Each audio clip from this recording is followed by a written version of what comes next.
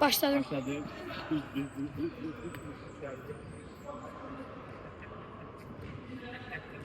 Geldi. Bak işledi. Hop geldim bura. Bir, iki, üç, dört, bir, iki, üç, hop geldim bura. Burada sprint yapıyorsun. Hop gettin tez, sürətli sadəcə, sürətli tez işlədim bu tərəfə. Hə, düz, hop təzədən qayıtdım tərəfə, tez. Ayaqsan sürət, getdin, hop, tez, göy, yaşıl, tez. Bir dənə tez.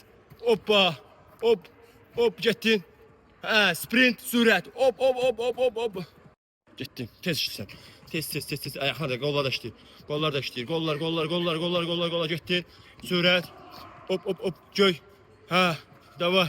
Ha, elbi toxunuruq. Hoppa. Tez.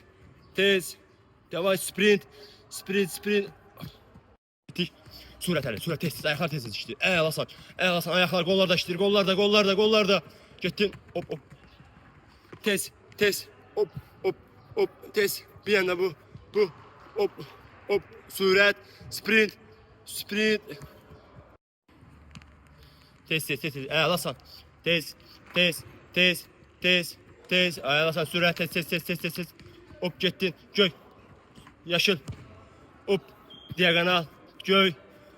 Hə, hop. Sürət getdim. Bang. Getdik, hop. Hayır.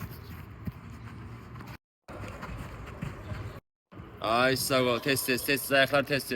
Biraz değil, eğilin. Aysa sökelim birbirimize. Ay sağ ol. Dava gel. Dava. Ay sağ ol. Eğil, ayak. Eğil. Belimi sökeceğim bana. Sökeceğim bana. Ay sağ ol. Gördün ayaklarıma bak. Gördün. Ben. Yavaş gedirik böyle. Yaxşı.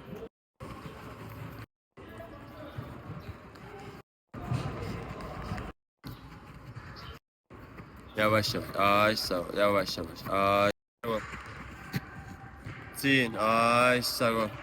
Hop yavaş korpus koy, ayağımı koy.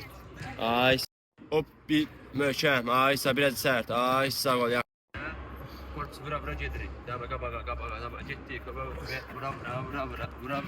Vura getdik.